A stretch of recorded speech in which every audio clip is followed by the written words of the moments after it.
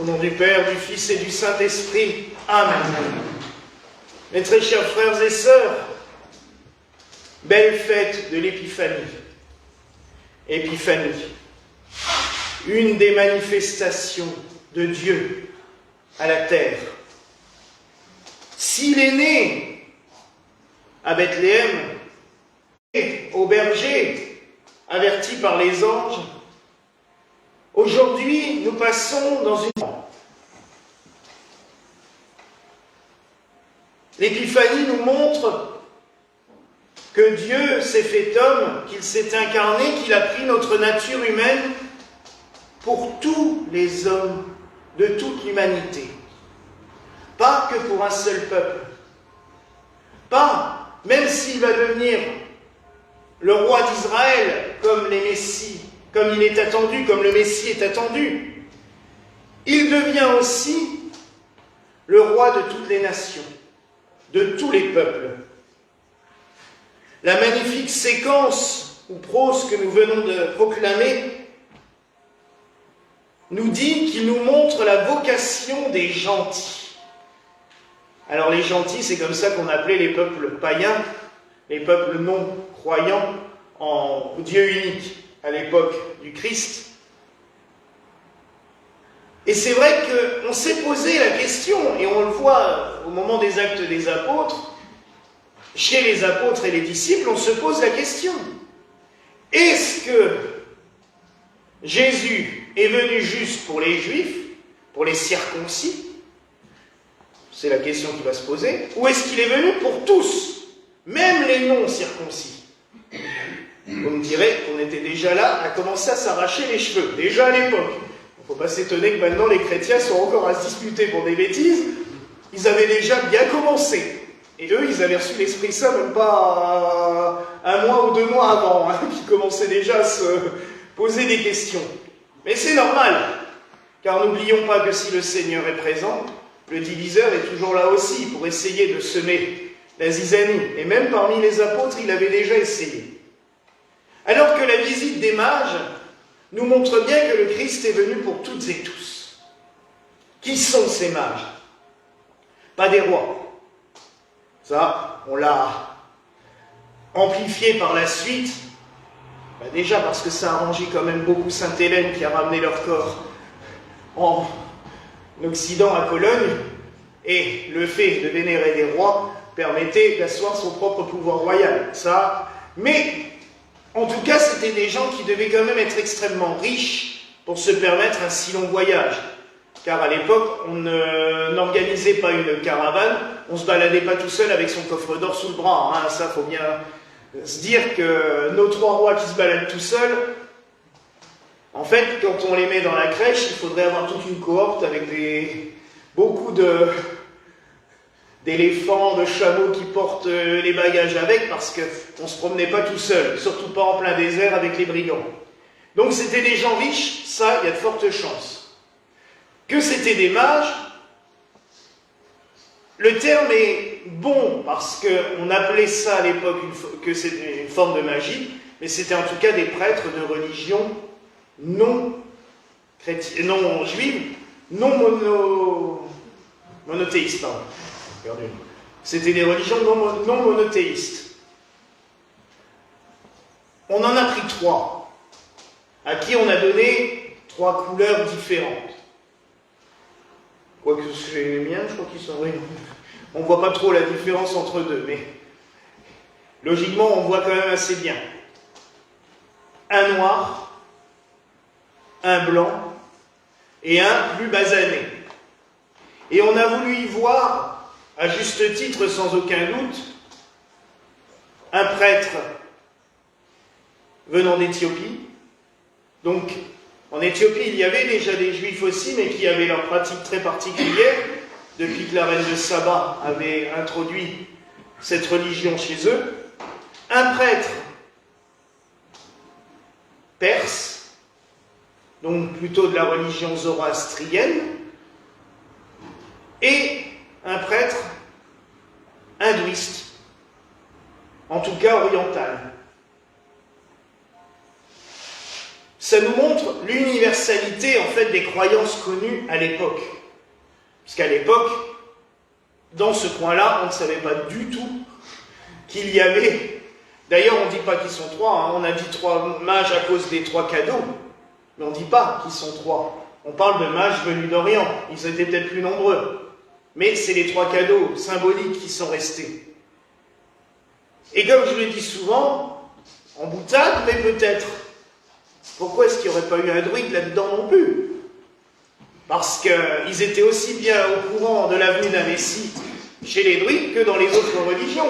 En fait, on a pris 3 styles, je dirais, de religion ou de prêtres pour symboliser l'universalité du paganisme à l'époque.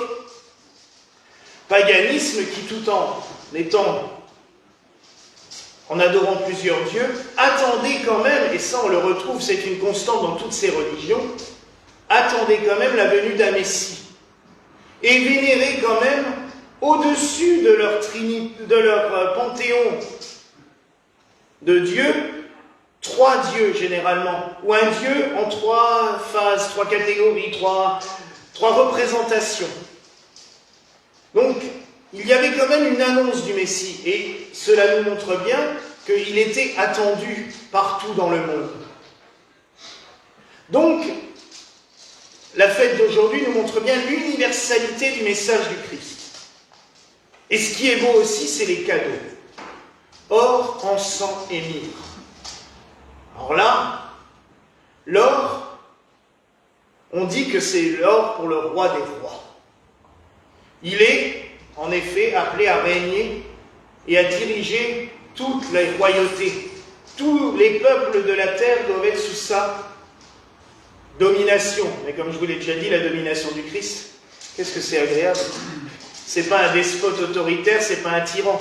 C'est de l'amour pur. Donc l'or symbolise cela. Symbolise aussi une royauté, et j'ai un de mes amis prêtres à écrit ce matin, j'ai trouvé ça beau, qui est très drôle parce que le Christ ne voudra jamais de cette royauté physique. Le diable va lui promettre, dans le désert, mais je vais te donner la gouvernance de toutes les nations. Oh là là, surtout pas. Arrière Satan, il lui répond. On va lui proposer, après avoir multiplié les pains, on le lit dans l'Évangile, la foule veut le faire roi, et il s'enfuit au désert. Quand il arrive à Jérusalem acclamé triomphalement comme un roi, il arrive assis sur un ânon. Ah. Et dès le lendemain, il ne revendique pas. Il aurait pu très bien ce jour-là dire « Bon, venez, on va faire un coup d'État ». Non, c'était pas ça. La royauté du Christ, ce n'est pas une royauté physique qu'il veut. C'est régner sur nos cœurs, en nos âmes, en chacun de nous. On lui offre l'encens. L'encens, c'est pour la divinité, pour sa divinité, vénérer sa divinité, adorer sa divinité. Sa divinité qui est masquée encore aux yeux des humains. Je vous rappelle que jusqu'à l'âge de 30 ans, pas de miracle éclatant. Il est là comme un enfant, comme un jeune homme. Il va apprendre le métier de charpentier. Et pourtant, il est Dieu. Et les rois ont anticipé cette adoration de sa divinité. Ça, c'est exceptionnel. Enfin, la myrrhe. La myrrhe, c'est cette résine, comme un encens d'ailleurs, dont on se sert pour embaumer les corps. Et oui, dans ces cadeaux symboliques, il y avait déjà l'annonce de son sacrifice. Celui qui allait s'offrir pour l'humanité. Il est roi, il est Dieu, donc tout-puissant, et pourtant, le seul moyen qu'il a de sauver l'humanité, c'est de se faire le plus petit d'entre nous. D'abord un bébé dans une mangeoire, et après, de s'offrir et de mourir comme un esclave. Car oui, mes frères et sœurs, le Christ s'est offert sur la croix comme un esclave. Et il était esclave, esclave de nous. Il s'est offert en esclavage pour nous tous. Je m'offre à vous, je me donne à vous, pour que vous soyez sauvés Et il sait pertinemment que pour nous sauver, il fallait passer par la mort pour obtenir la résurrection, mais il fallait quand même passer par cette étape. Et là, déjà, les apôtres nous l'ont appris. Vous savez, anciennement, la fête d'aujourd'hui commémorait 3 événements. Nos frères orthodoxes le font toujours. La théophanie, l'épiphanie, la visite des rois, la théophanie qui est le baptême du Christ. On l'a entendu d'ailleurs dans la séquence, puisque vous avez entendu qu'on parle aussi bien de l'épiphanie que du baptême du Christ. Le baptême du Christ maintenant est fêté le 13 janvier. On le solennisera vendredi prochain. Et on faisait mémoire aussi ce jour-là des noces de Cana, parce que c'est le premier miracle du Christ. En fait, ces 3 épiphanies, ces 3 manifestations de la divinité du Christ. Car dans la crèche, il était enfant, et les rois venant d'Orient, ayant été annoncés par tout le cosmos, vous vous rendez compte quand même que le cosmos tout entier s'est mis en branle pour annoncer la naissance du Sauveur, puisqu'ils ont vu son étoile.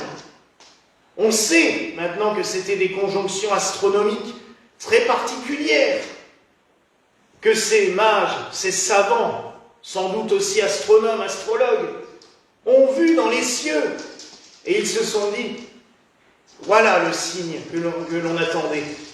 Et ils sont venus de plusieurs endroits différents. Ils se sont retrouvés à Jérusalem, chez Hérode. Ils lui disent, mais nous avons vu son étoile. Forcément, Hérode, quoi? Quelqu'un qui veut régner à ma place? Comme je l'ai dit pendant la vigile vendredi soir, il faut rappeler que Hérode était un roi fantoche. Il était sous domination romaine, il était juste là pour faire le décor. Et du coup, dès qu'il avait un tout petit peu de pouvoir ou un peu d'autorité, il en profitait. Alors on lui avait refilé une petite garde privée, il s'en servait pour terroriser les gens, pour se donner l'impression d'avoir un peu de pouvoir.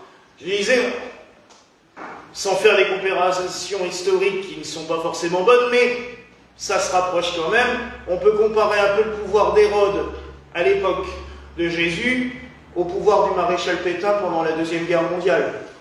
C'était quand même... Les ordres venaient de Berlin, pour Hérode c'était pareil, les ordres venaient de Rome, il n'avait pas grand-chose à dire et pas grand-chose à faire. Tout ce qu'il faisait c'était toucher un peu de pognon et terroriser les gens qui étaient autour de lui.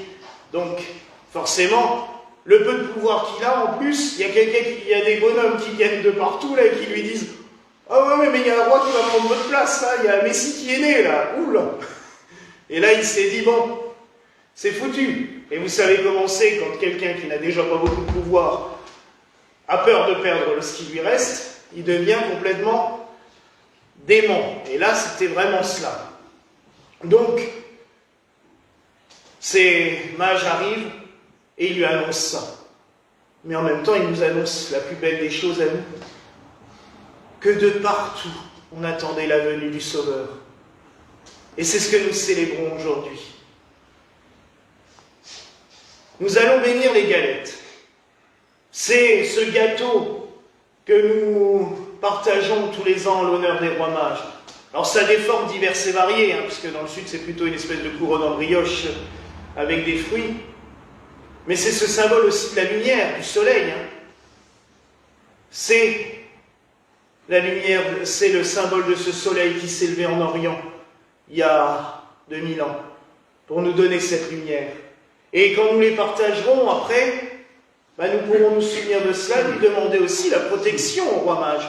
Parce que vous savez, les rois mages ont été canonisés,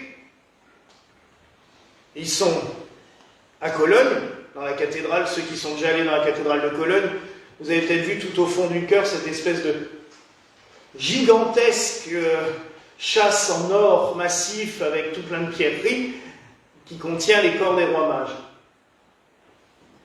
Ils sont des grands protecteurs.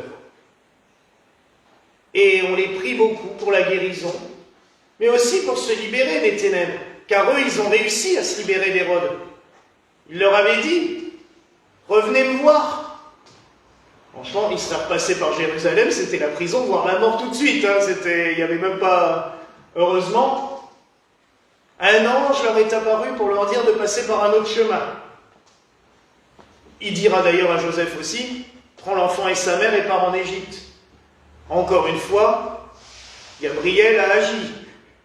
Pour ça qu'il a vraiment sa place, hein. Merci encore, parce que quand on voit durant tout l'Avent jusqu'à aujourd'hui, il a vraiment une place prépondérante pour nous guider.